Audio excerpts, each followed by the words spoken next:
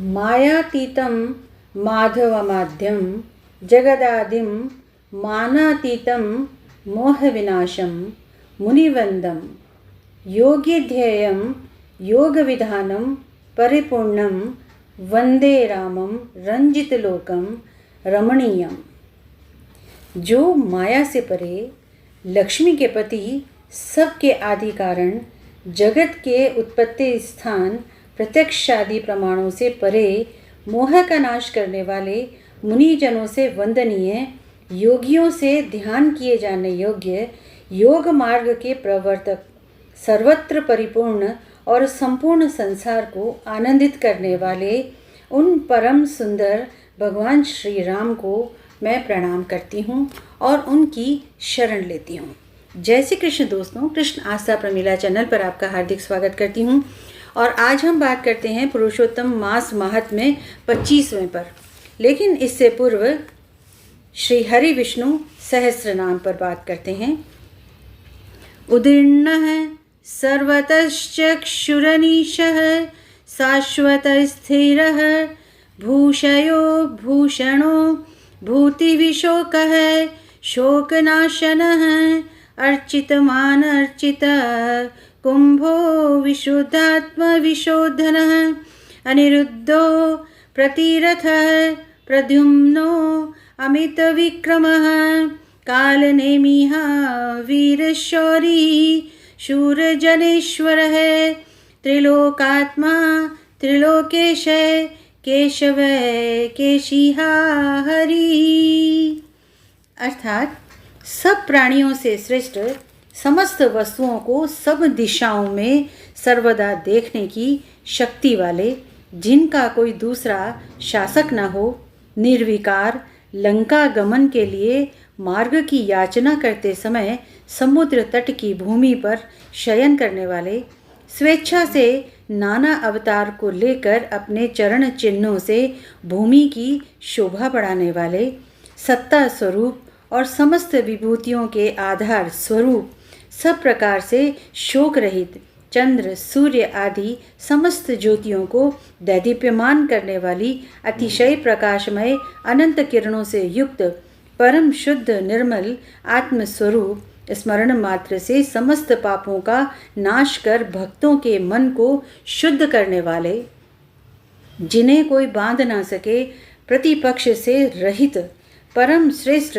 अपार धन से युक्त, अपार पराक्रमी, कालनेमी असुर को मारने वाले, परम शूर, शूरकुल में उत्पन्न, अत्यंत शूरवीरता के कारण इंद्रादि शूरवीरों के भी इष्ट, अंतर्यामी रूप से तीनों लोकों के स्वामी, सूर्य किरण रूप केशों वाले, केशी नामक असुर को मारने वाले श्री हरि विष्णु की शरण लेती हूँ।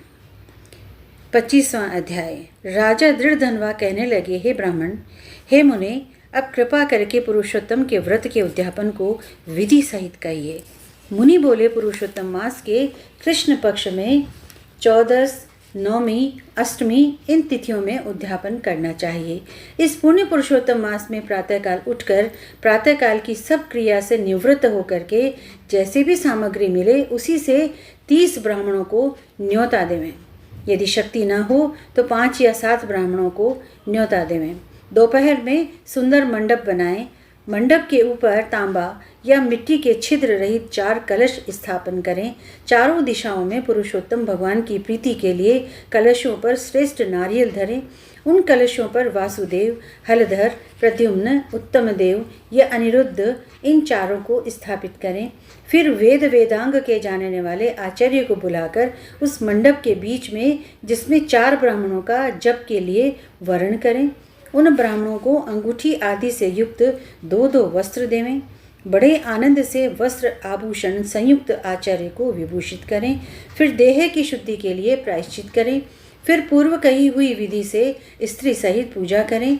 वर्ण किए हुए ब्राह्मणों से 4 प्रकार का चतुर्व्यूह का जप कराएं। चारों तरफ 4 अखंड दीप जलाएं।